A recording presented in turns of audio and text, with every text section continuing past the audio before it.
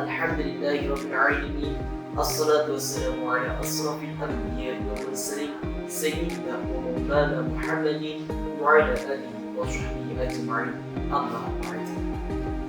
Yang terhormat dosen pengampu mata kuliah falsafah kesatuan ilmu Bapak Badrunil Khair MPhil serta rekan-rekan seperjuangan kelas Afid C1 UI Wali Songo Semarang yang berbahagia. Izinkan pada kesempatan ini kami, yaitu saya Syarif Ahmad Jefferson dan juga Mbak Suci Rahayunisi, untuk mempresentasikan hasil kelompok kami mengenai integrasi sains Said-Husainiyah. Oleh karenanya, kami ucapkan selamat dan apresiasi.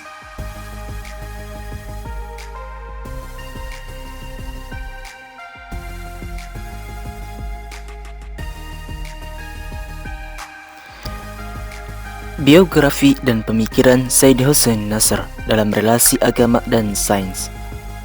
Said Hussein Nasr lahir di kota Teheran, Iran pada tanggal 7 April 1933. Nasr berasal dari keluarga yang konsern dengan pendidikan agama. Kakeknya termasuk ulama besar di Iran dan ayahnya seorang sarjana kenamaan di Persia. Nasr mendapatkan pendidikan informalnya dari ayahnya langsung, dan pendidikan formalnya ia dapatkan di sekolah tradisional di Iran. Selanjutnya, keluarga Nasr pindah ke Amerika dan Nasr melanjutkan pendidikannya di Massachusetts Institute of Technology atau MIT. Di MIT, Nasr belajar langsung dengan Bertrand Russell dan tokoh lain. Agama dan sains menjadi fokusnya ketika ia telah menamatkan studi di Universitas Harvard.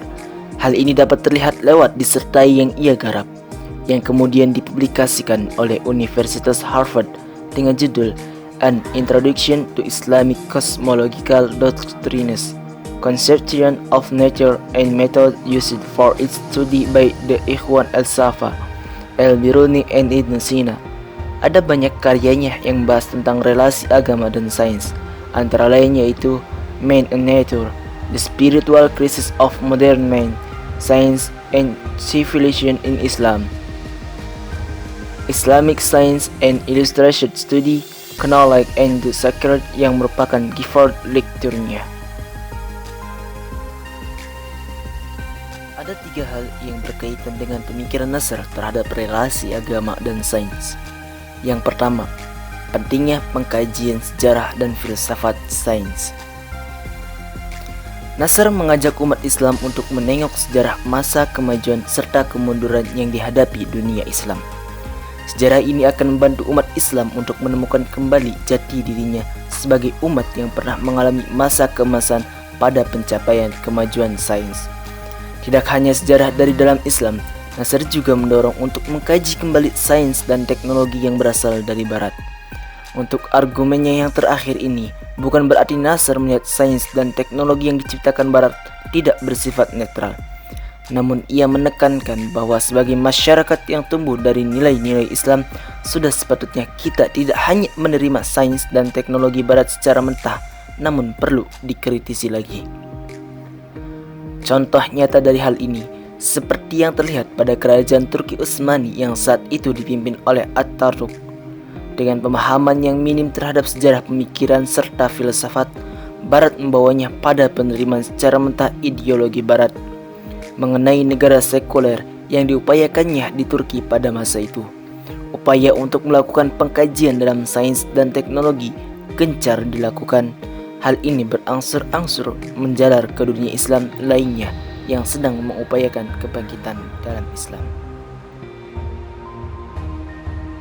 Yang kedua, fokus permasalahan bersama sains dan agama saat ini adalah krisis ekologi lingkungan.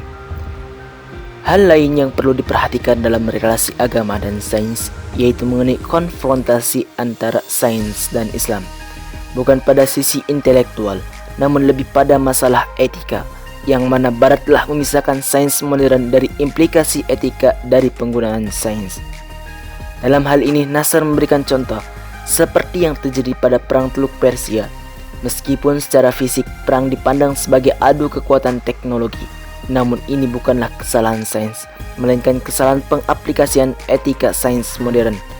Nasr yang merupakan tokoh pengkaji agama-agama dalam hal ini memberikan pandangannya bahwa berdasarkan atas aturan Tuhan yang telah diberikan kepada agama-agama yang ada di bumi, yang kemudian dijadikan landasan berperilaku dalam kaitannya dengan masalah ini, yaitu secara etika telah ada aturan tentang bagaimana pola hubungan manusia seharusnya terhadap alam maupun makhluk lain yang tentunya menginginkan adanya keharmonisan. Yang ketiga, gagasan Islamisasi sains. Selain dua hal di atas yang menjadi titik fokus pemikiran Nasr terhadap relasi agama dan sains, ada hal terakhir yang penting bagi para akademisi yang menginginkan adanya Islamisasi sains. Mengenai hal ini, Nasr memberikan pandangan awalnya. Sains merupakan bidang yang memiliki sudut pandangnya tersendiri. Hal ini sebagaimana dalam pernyataan Nasr. Science arose under particular circumstances in the West with certain philosophical presumption about the nature of reality. Sains muncul di bawah keadaan khusus di Barat dengan pandangan filosofis tertentu tentang realitas alam. Terhadap sains Islam, hal yang menarik dikemukakan oleh Nasr dalam kesimpulan disertasinya, yang dapat kita katakan sebagai kekhasan dari sains Islam yang dimaksudkan oleh Nasr. Berikut kutipannya. There is a deep intuition in Islam and in fact in most Oriental doctrines that the aim of knowledge is not the discovery of an unknown which lies in an unexplored domain outside the being of the seeker of knowledge or beyond the boundary of the known, but a return to the origin of all things which lies in the heart of man as well as within every atom of the universe. To have knowledge of things is to know from where they originate and therefore where they ultimately return. Muslim authors who have been generally imbued with the central Islamic doctrine of unity have been fully aware of this basic intuition of the ultimate return of all things to their origin and the integration of multiplicity into unity. That is why they have believed that the return of man to God by means of knowledge and purification, which is the reverse tendency of cosmic manifestation, conforms to the nature of things and their entelechy. Creation is the bringing of being multiplicity from unity, while gnosis is the complementary phase of the integration of the particular in the universal. By Nasr, 1978. Kutipan di atas yang pada intinya berarti bahwa ada intuisi terdalam dalam Islam dan pada faktanya dalam doktrin ketimuran, bahwa tujuan utama pengetahuan tidak hanya mengeksplor sesuatu yang asalnya tidak diketahui lalu kemudian ditemukan, melainkan juga untuk mengetahui hakikat kembalinya makhluk dari keragaman menuju pada penyatuan kepada sumber yang azali. Untuk itu, pengetahuan tidak sekedar memberikan dampak secara materi, namun juga immateri yang terdapat dalam hatinya.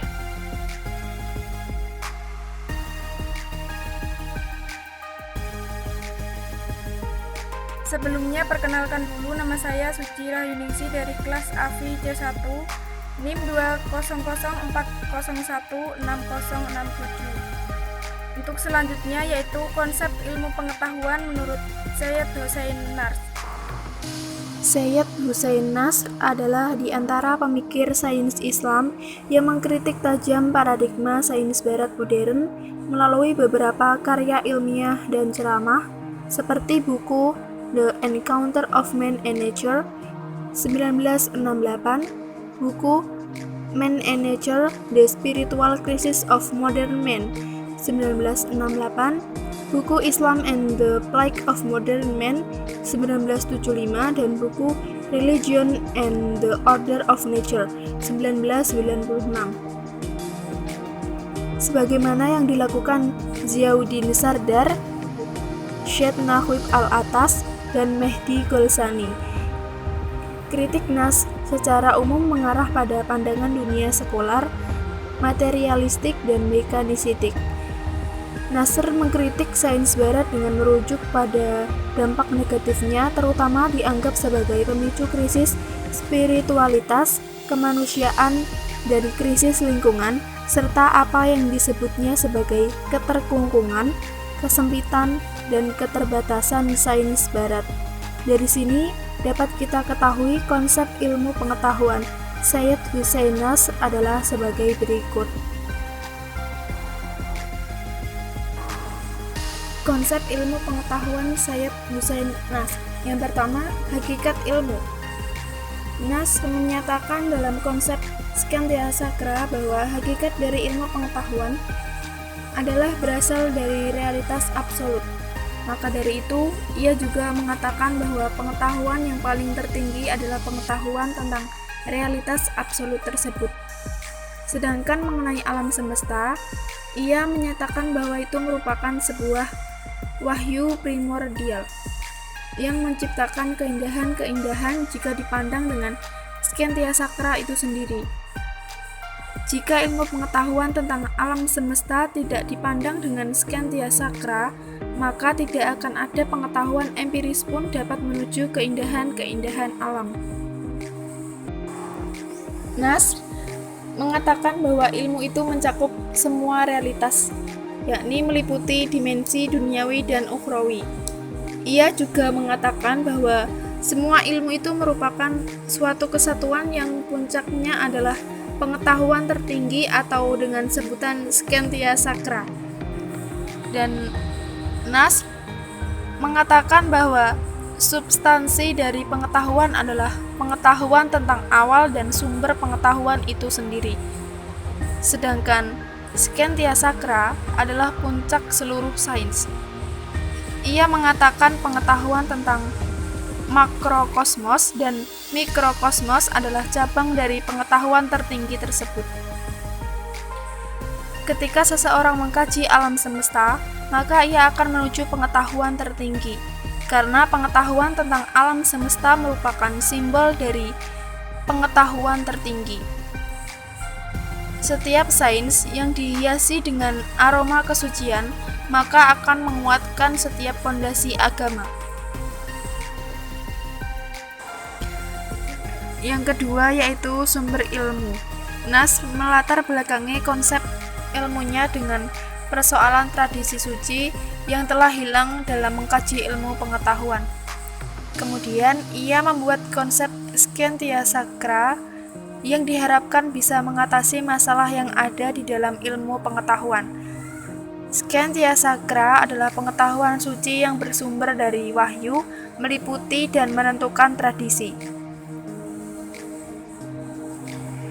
Pengetahuan suci diperoleh melalui dua jalan, yaitu wahyu dan intelek atau intuisi intelektual yang menyelimuti iluminasi hati dan pikiran manusia, hadir di dalam pengetahuan dengan segera, serta bersifat langsung dirasakan dan dialami, atau al-ilm al-huduri. Pengetahuan ini berhubungan dengan realitas dan manusia, yang dimungkinkan untuk mengetahui, sedangkan pengetahuan akhir pada kenyataannya adalah pengetahuan tentang realitas absolut. Nasr menjelaskan bahwa Scientia Sacra bukanlah buah dari spekulasi kecerdasan manusiawi atau penalaran tentang suatu inspirasi. Peran kecerdasan manusiawi adalah mengamati dan menerima pesan kebenaran ini. Pengetahuan ini bersumber dari pengalaman spiritual, di mana pengalaman tersebut lahir melalui intelek. Pemikiran abad pertengahan membedakan intelek menjadi dua, yaitu intelek aktif dan intelek pasif. Apa yang dimaksud dengan intelek aktif dan intelek pasif? Intelek aktif adalah awal dari pengetahuan, sedangkan intelek pasif adalah yang menerima pengetahuan dan menekankan sifat intelektual tentang apa yang diterima oleh pikiran manusia dari intelek ilahi. Yang ketiga yaitu Scientia Sacra. Nasr mengatakan bahwa hilangnya kosmologi real di barat secara umum dikarenakan oleh pengabaian terhadap metafisika, dan secara lebih khusus karena kegagalan untuk mengingat adanya hierarki keberadaan dan pengetahuan. Karena hancurnya semua gagasan tentang hierarki realitas, maka hilanglah hubungan antar tingkat-tingkat pengetahuan dan persesuaian antara berbagai tingkat realitas menjadi landasan sains-sains abad pertengahan. Nasr mengatakan bahwa scientia sacra tidak lain adalah metafisika. Pertama, istilah ini secara tepat dimengerti sebagai puncak sains tentang yang real. Kedua, makna metafisika di barat telah terjadi reduksi, dalam artian sebatas aktivitas mental daripada sebagai sains suci yang memperlihatkan sifat realitas dan mengintegrasikan dengan metode realisasi pengetahuan sebagai sains yang mencakup seluruh keberadaan manusia. Bahasa ketimuran istilah prajna, jnana, ma'rifah atau hikmah berkonotasi paripurna tentang yang real, tanpa direduksi ke dalam cabang atau bentuk pengetahuan lain yang dikenal sebagai filsafat. Sedangkan pengertian tradisional tentang jnana atau ma'rifah yakni metafisika atau sains tentang yang real dapat identik dengan scientia sacra. Selain itu, Sayyid Hussein Nasr meninjau kebijakan dari titik pandang yang lain adalah citra absolut dalam manifestasi yang merupakan tanda dari pemurnian yang prinsip dan menggambarkan dunia di dalamnya terdapat akar relativitas, tetapi ia senantiasa berada pada wilayah ilahiyah. Nasr menegaskan hipostas yang real atau ilahi harus juga direfleksikan dalam tatanan yang termanifestasikan. Kualitas kemutlakan direfleksikan dalam setiap wujud, yakni kehadiran misterius membedakannya dari segala yang lain. Ketakterbatasan direfleksikan di dunia dalam mode-mode terpisah di angkasa yang merupakan perluasan tak terbatas. Secara potensial, dengan durasi waktu yang tiada habis-habisnya, angkasa yang menaungi, waktu yang berubah dan berganti dari refleksi berkualitas. Angka-angka yang menandakan kuantitas tak terbatas dan materi yang dicirikan dari ketakterbatasan secara substansial adalah kondisi-kondisi ekstensi tidak hanya dunia fisik, tetapi dunia-dunia di atas yang pada akhirnya menjangkau kerajaan dan hipostas ilahi, kemutlakan, tak terbatas, dan kesempurnaan itu sendiri. Selanjutnya, gagasan Nasr tentang scientia sacra, yaitu dengan membahas kebenaran pada tiap tradisi, konsep manusia, akal, dan rasio. Kemudian, ia menyatakan dalam scientia sacra, iman tidak terpisah dari ilmu, dan akal tidak terpisah dari iman. Rasio merupakan refleksi dan ekstensi dari akal atau intelek. Ilmu pengetahuan pada akhirnya terkait dengan akal ilahi yang bermula dari segala yang sakral. Nasr menegaskan scientia sacra bukan hanya milik ajaran Islam, tetapi dimiliki juga oleh agama-agama yang lainnya, seperti agama Hindu, Buddha, Konfusius, Taoisme, Majusi, Yahudi, Kristen, dan filsafat Yunani klasik. Demikian presentasi dari kelompok kami, kurang lebihnya mohon maaf. Wassalamualaikum warahmatullahi wabarakatuh.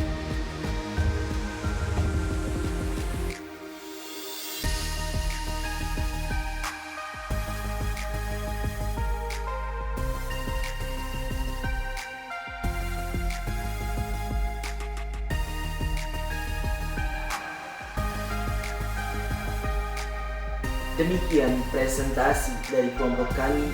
Semoga ada ilmu dan manfaat yang didapat. Kurang lebihnya kami mohon maaf. Akhirul kalam, billahi taufiq wal hidayah. Wassalamualaikum warahmatullahi wabarakatuh.